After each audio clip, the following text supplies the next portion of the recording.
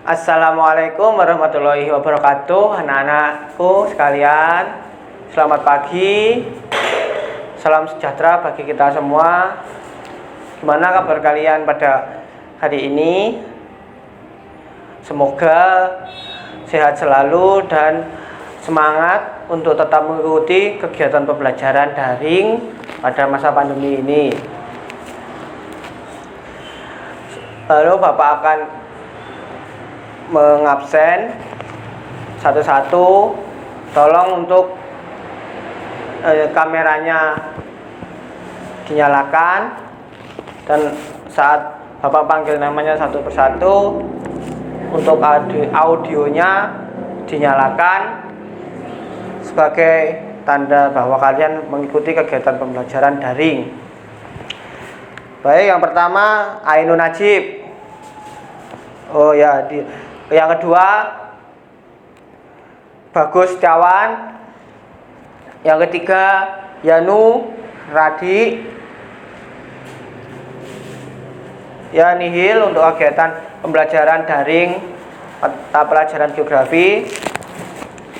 Kemudian pada kegiatan pembelajaran daring ini Bapak akan memberi suatu motivasi kepada anak-anakku sekalian, yang dimana pada kegiatan pembelajaran daring ini anak-anak mengalami beberapa kendala yang cukup banyak.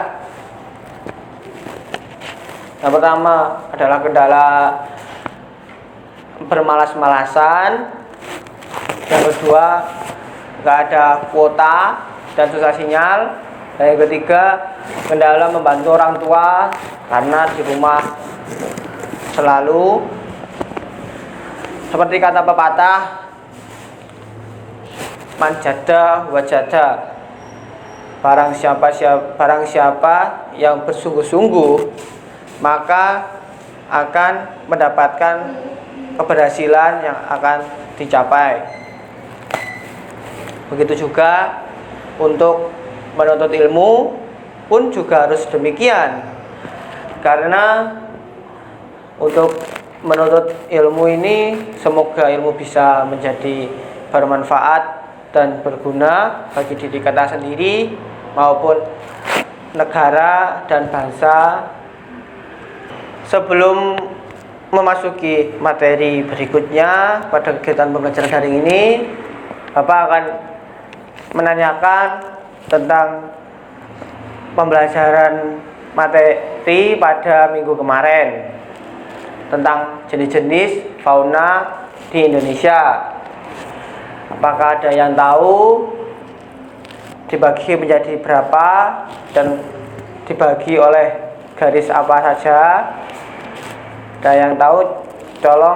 Tolong nyalakan audionya. Baik, Yanu, silakan. Ya, betul. Untuk pembagian di daerah Indonesia dibagi menjadi 3 dan dibagi oleh 2 garis. Yang pertama garis Weber dan yang kedua adalah garis Wallace. Pada Indonesia bagian barat, apakah ada yang tahu tipe fauna jenis apa? Betul. Tipe fauna asiatis, yang contohnya seperti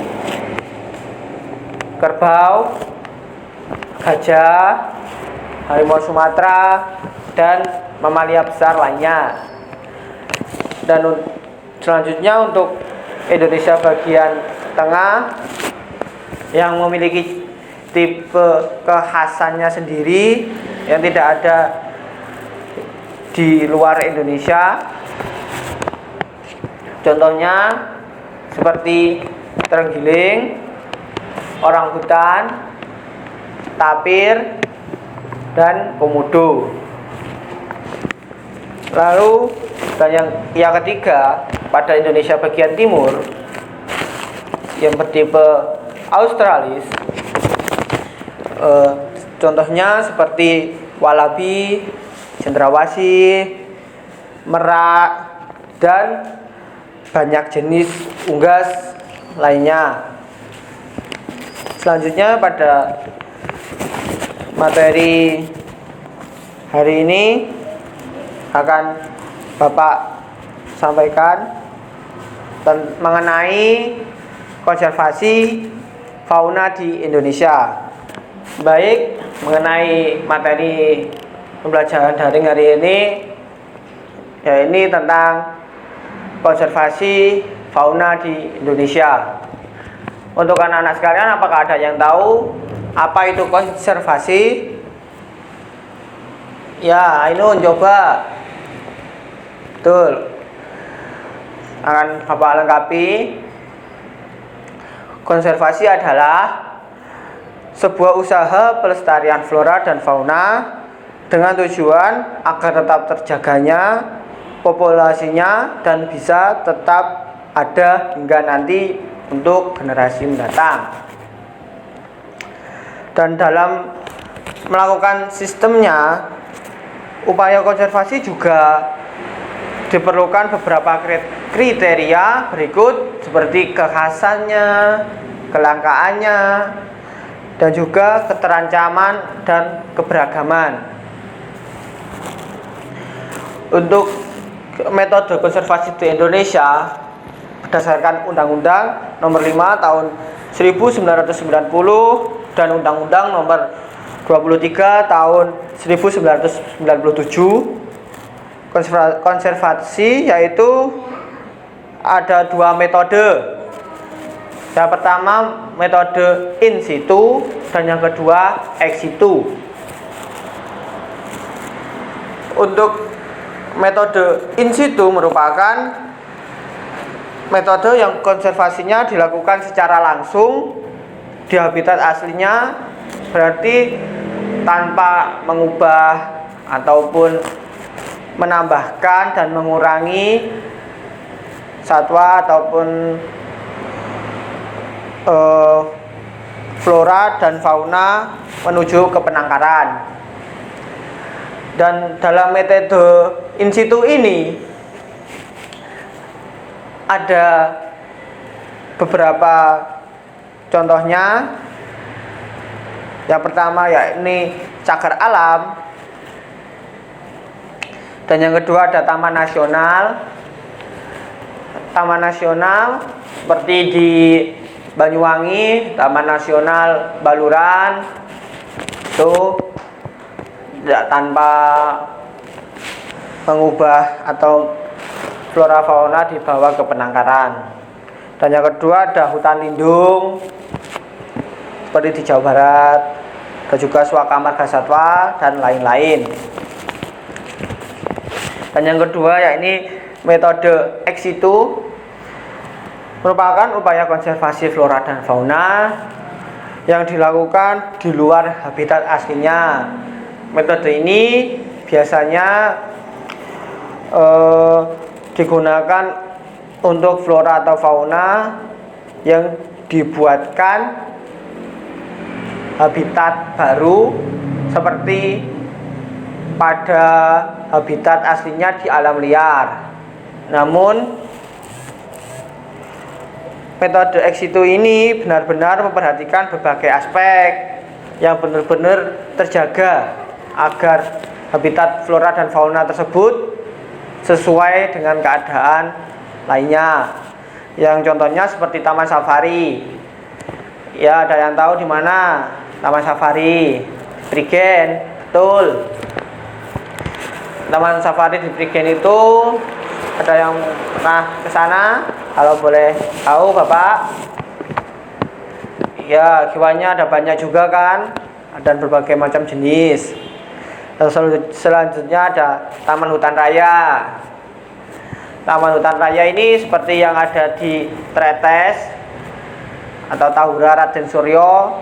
Biasanya itu anak-anak kalau mau mendaki ke gunung pasti ada Taman Hutan Raya Raden Suryo, dan harus ada izinnya untuk memasuki kawasan tersebut.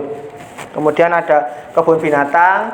Kebun binatang ini merupakan tempat buatan untuk penangkaran flora dan fauna seperti yang ada di Surabaya, kebun binatang Surabaya, terus ada juga di Yogyakarta, seperti itu. Selanjutnya untuk tujuan konservasi, yang pertama yakni menjaga berlangsungnya proses ekologis dan sistem kehidupan. Jadi flora dan fauna ini agar tetap terjaga populasinya di alam liar, maka diperlukan konservasi seperti ini. Dan konservasi ini biasanya dilindungi oleh pemerintahan Indonesia. Dan yang kedua tujuannya adalah menjaga keanekaragaman genetika flora dan fauna. Jadi keragamannya pun juga harus tetap lestari, karena ya pada situasi seperti ini kan semakin canggihnya biasanya banyak yang memburu hingga keberagaman pun akan semakin punah dan menjadi langka. Dan yang ketiga tujuannya yakni menjamin kelestarian dan pemanfaatan makhluk hidup dan ekosistem. Jadi agar dapat berguna dan bermanfaat bagi terutama hutan, kan bisa menjadi paru-paru dunia sehingga bisa mengurangi pemanasan global gitu. Ya, seperti berikut ada peta-peta taman nasional di Indonesia, bisa kita amati. Ada banyak ya teman-teman.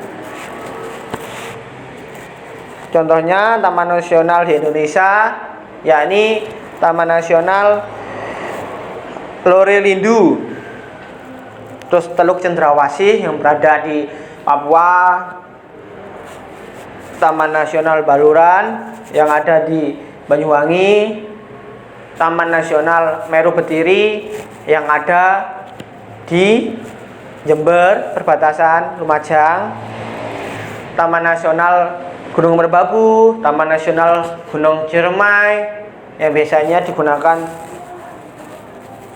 para pecinta alam untuk entah melakukan penelitian ataupun melakukan pendakian di gunung, dan ada banyak lagi di Indonesia. Berikut untuk anak-anakku sekalian kelas 11 IPS 1 bisa mengamati video. Bapak akan menayangkan video tentang fauna-fauna yang hampir punah dan sekarang menjelang langka.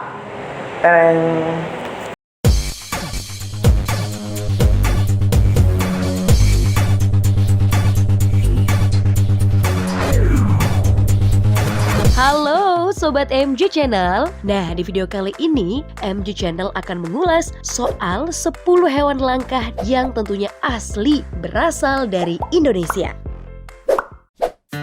Kalau kita ketahui bersama, memang Indonesia kaya akan flora dan fauna. Banyak spesies makhluk hidup tersebut yang tidak dapat ditemui di bagian dunia lain dan tergolong langka pula.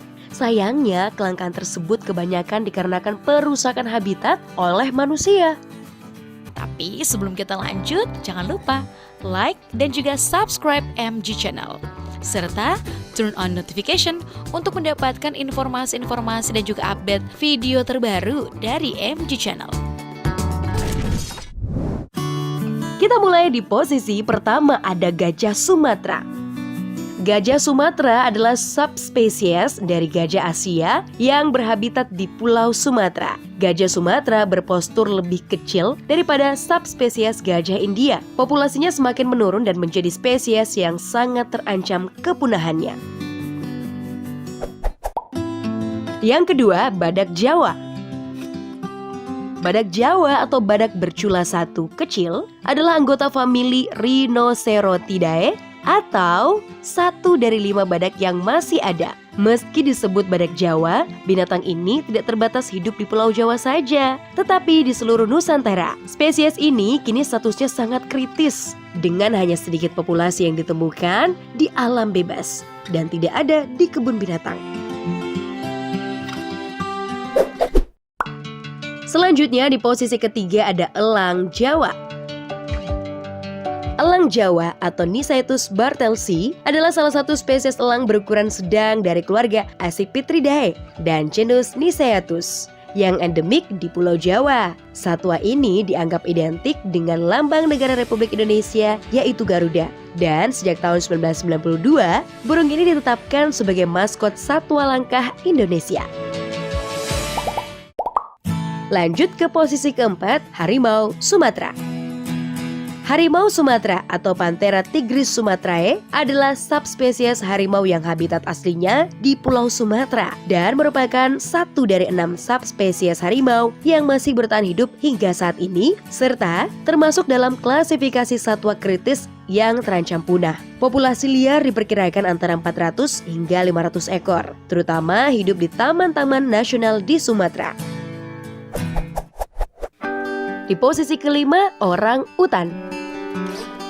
Orang utan adalah salah satu jenis kera besar dengan lengan panjang dan berbulu kemerahan atau coklat. Mereka hidup di hutan tropis Indonesia dan Malaysia, khususnya di Pulau Kalimantan dan Sumatera. Primata ini sebenarnya hanya dapat ditemui di hutan Borneo, Sumatera, dan memiliki tingkat kecerdasan yang tinggi. Sayangnya, hasil laporan menyebutkan jika 80% habitat asli mereka telah rusak selama 20 tahun terakhir ini. Yang juga menjadi hewan yang langka adalah komodo. Diakui sebagai kadal terbesar di dunia yang masih hidup hingga saat ini. Hewan asli Indonesia ini hanya ditemui di Pulau Komodo dan mereka merupakan puncak dari rantai makanan di daerah tersebut. Tubuhnya yang besar dan reputasinya yang mengerikan membuat mereka menjadi salah satu hewan paling terkenal di dunia. Sekarang, habitat komodo yang sesungguhnya telah menyusut akibat aktivitas manusia. Lanjut di posisi ketujuh, lumba-lumba pesut mahakam. Pesut mahakam adalah sejenis hewan mamalia yang sering disebut lumba-lumba air tawar yang berstatus terancam. Pesut ini dinamakan pesut mahakam karena banyak ditemukan di perairan Sungai Mahakam. Tetapi kalangan peneliti barat lebih mengenal hewan ini dengan nama Irrawaddy dolphin. Berdasarkan data tahun 2018, populasi hewan ini tinggal 80 ekor saja di perairan sungai-sungai di Kalimantan dan menempati urutan tertinggi dari daftar satwa Indonesia yang terancam punah. Di posisi ke-8, burung cendrawasih. Burung cendrawasih atau bird of paradise adalah burung yang sangat indah. Cukup beralasan apabila burung cendrawasih ini disebut sebagai bird of paradise. Bagaimana tidak, burung yang menjadi maskot Papua ini memang memiliki keindahan dengan warna bulu yang indah. Karena kemolekan warnanya, burung cendrawasih ini disebut sebagai burung dari surga atau bird of paradise. Bahkan kabarnya, karena keindahannya itu juga, burung ini jarang turun ke tanah atau seringnya terbang di udara dan hinggap di dahan pohon. Lanjut, posisi ke-9, burung maleo. Burung maleo adalah sejenis burung gosong berukuran sedang dengan panjang sekitar 55 cm dan merupakan satu-satunya burung di dalam genus tunggal Macrocephalon. Yang unik dari maleo adalah saat baru menetas, anak burung maleo sudah bisa terbang. Namun saat ini burung maleo mulai terancam punah karena habitatnya yang semakin sempit dan telur-telurnya yang diambil oleh manusia. Diperkirakan jumlahnya kurang dari 10.000 ekor saat ini. Dan terakhir di posisi ke-10, babi rusa. Babi rusa adalah marga hewan dari beberapa jenis babi liar yang hanya terdapat di sekitar Pulau Sulawesi dan Pulau Maluku. Habitat babi rusa banyak ditemukan di hutan hujan tropis. Hewan ini gemar melahap buah-buahan dan tumbuhan. Mereka hanya berburu makanan pada malam hari untuk menghindari beberapa binatang buas yang sering menyerang.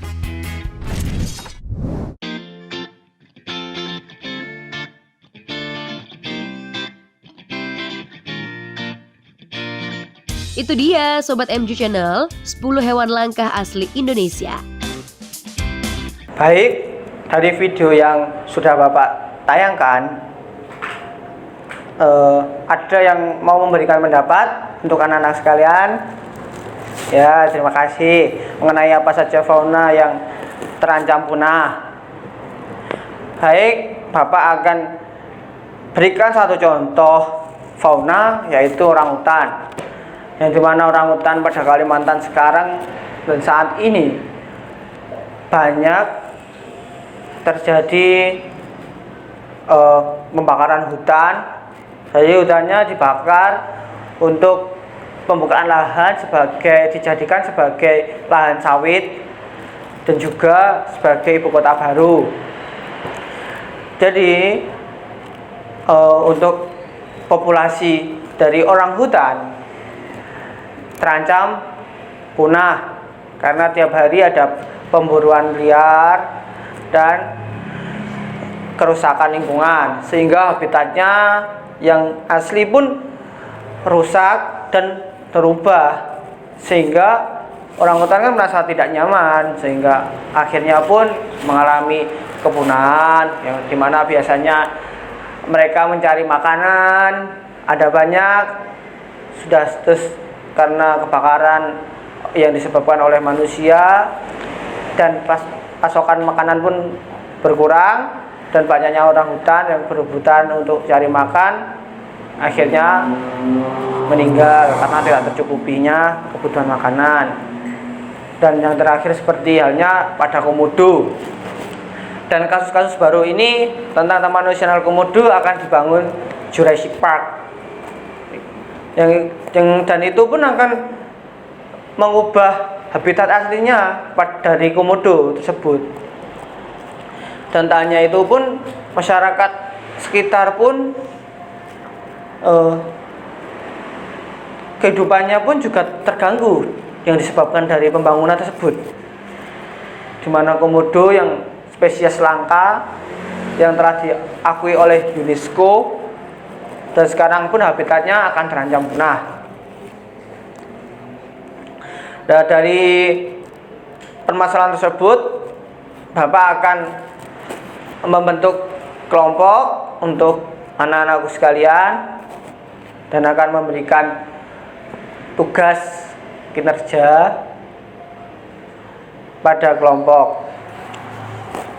Bisa perhatikan, Bapak akan menayangkan gambar seperti